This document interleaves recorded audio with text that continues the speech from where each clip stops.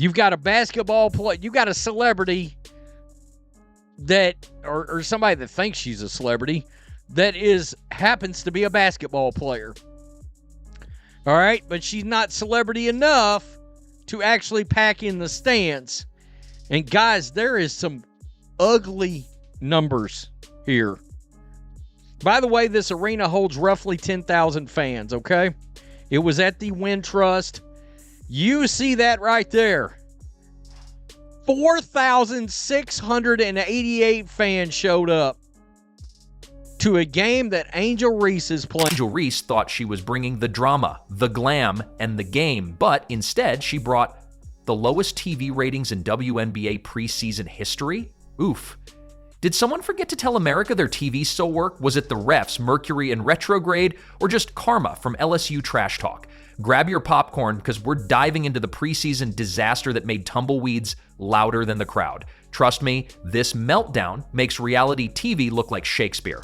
Steps. I mean, what's one more year of multi-million-dollar losses?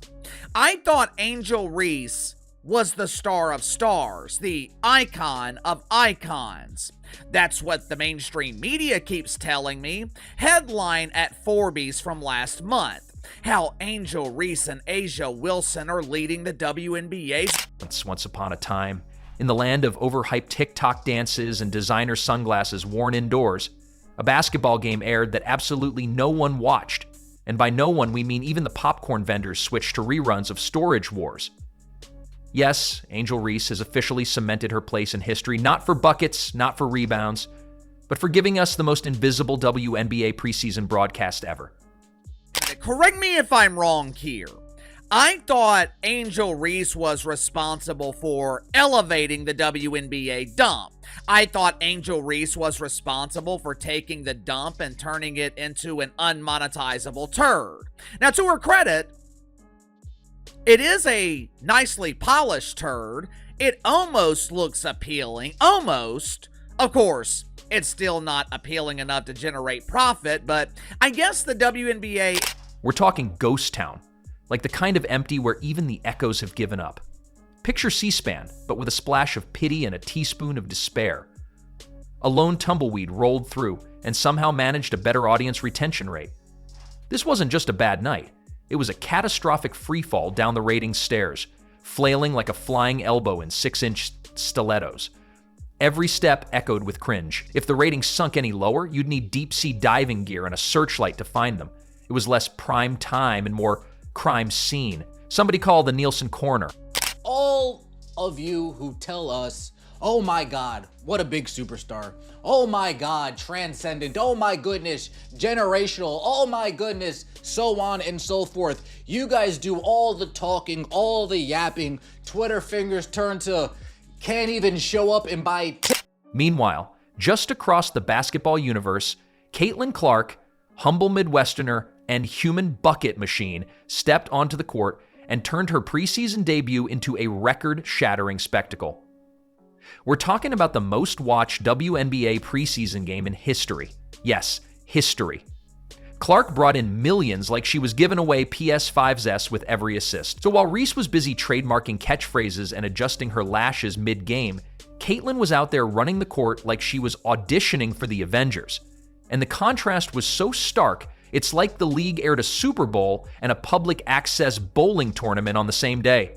Y'all talk a real big game. Y'all talk a real big game. Y'all tell us just how amazing Angel Reese is. Y'all tell us how y'all ride or die with Angel Reese. And you know what? This ain't on Angel Reese. This isn't even about Angel Reese. It's about y'all. Angel Reese didn't just lose in the ratings. She set a new standard for While Nobody Cares. She shredded into that preseason game like it was New York Fashion Week, apparently forgetting that performance still matters in professional sports. With all the talk, tweets, TikToks, and Bayou Barbie energy, you'd expect fireworks. Instead, we got flickering birthday candles in a damp basement. Watching her game felt less like a sporting event and more like a social experiment. What happens when hype meets apathy?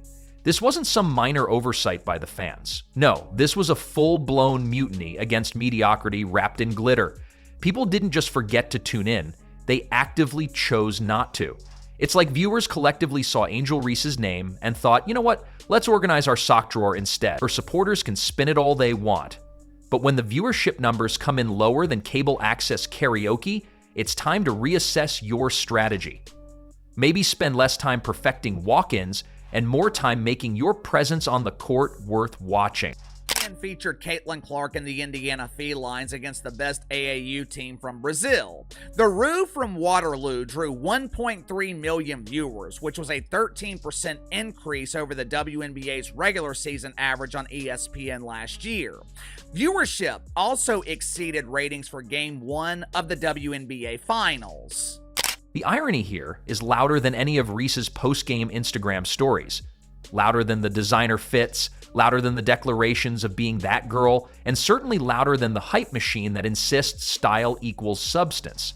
For all her self-declared titles, the only official one Angel Reese can claim right now is the unfortunate distinction of starring in the least watched WNBA preseason game ever. And let's be clear, that's not bias. That's not a conspiracy cooked up in some secret ESPN bunker. That's just cold, hard reality slapping your brand partnerships and social media clout square in the face. Meanwhile, Caitlin Clark didn't need a press conference or a TikTok tutorial to declare her dominance. She didn't scream into a mic about being the face of the league. She simply showed up and let her jumper do the talking. And guess what? America listened. Loudly. She didn't trend because of her nails, her outfit, or a sideline pose. She trended because she was out there torching defenses like a bonfire in a wind tunnel, dropping dimes, sinking logo threes, and reminding the world what actual performance looks like. In a league begging for eyes, Clark didn't ask for attention. She earned it.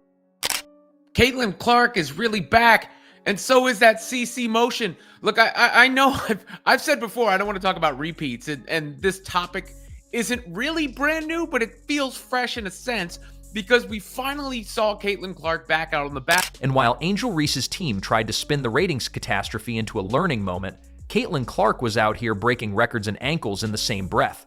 Reese became the WNBA's cautionary tale, the blueprint for how overexposure without execution ends. She built a brand around being unbothered, but the silence from the audience was a little too real.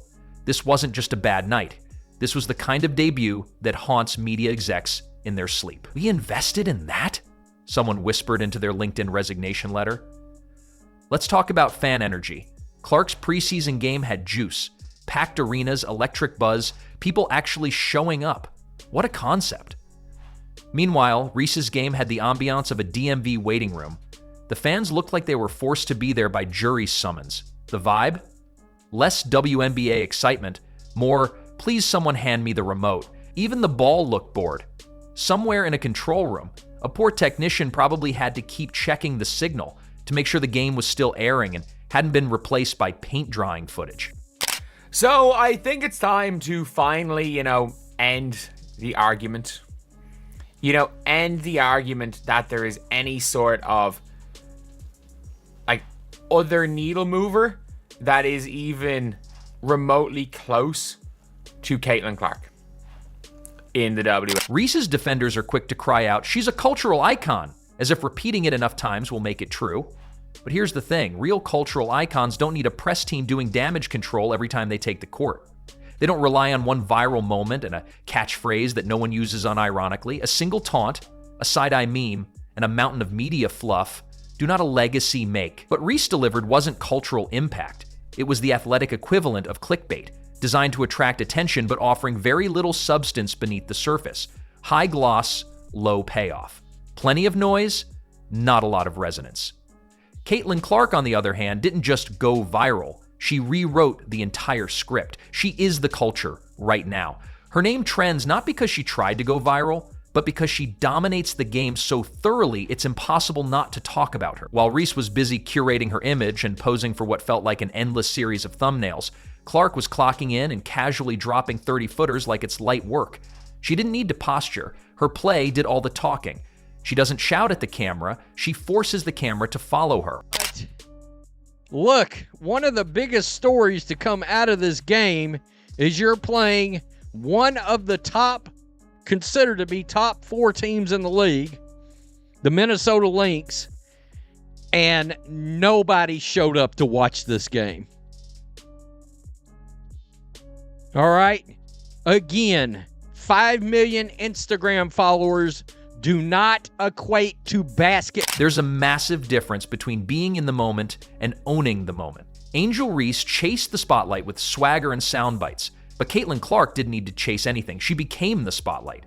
In a world obsessed with hype, Clark is the rare athlete who doesn't have to demand attention. She commands it through excellence.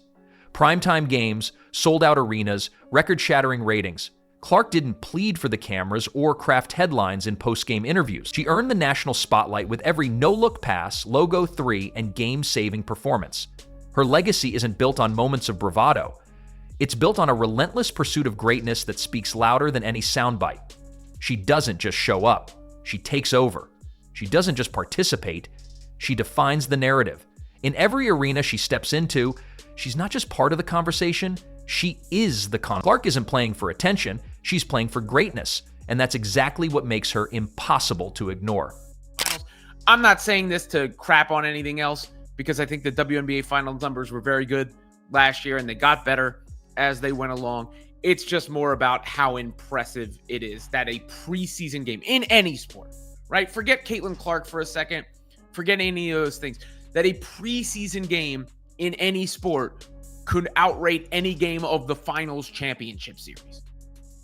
And the context on the NBA preseason games, the last NBA preseason games to do so, both to outrate that game, both involved LeBron James, and one was his first game with the Lakers. The other one, the one in 2017 there, as you can see from this Rebecca Lobo tweet, barely outrated this. And there's the graphic from ESPN as they share it. Average of 1.3 million viewers, a peak of 1.6 million viewers. That's up 13% from the regular season last. Reese brought the drama, eye rolls, petty fouls, sideline antics, the kind of stuff that makes great TikTok content but doesn't exactly win basketball games. And sure, she's marketable in the way reality TV stars are marketable, entertaining in small doses but exhausting when you actually need results. The WNBA banked on charisma over consistency, forgetting that viral moments don't keep fans coming back, performance does. Enter Caitlin Clark, the anti-drama queen. Every time she steps on the court, it feels like she's suiting up for Game 7 of the finals, even if it's just a regular Tuesday matchup. She doesn't need gimmicks. She lets the scoreboard do the talking. While Reese is chasing relevance with sound bites and sideline flair, Clark is out there rewriting stat books and dragging viewership numbers into uncharted territory. Bottom line, Reese brought the noise, Clark brought the numbers. And in a league that's desperate to grow its audience, the viewers made their choice clear. They don't want a soap opera, they want greatness. And greatness doesn't tweet, it dominates.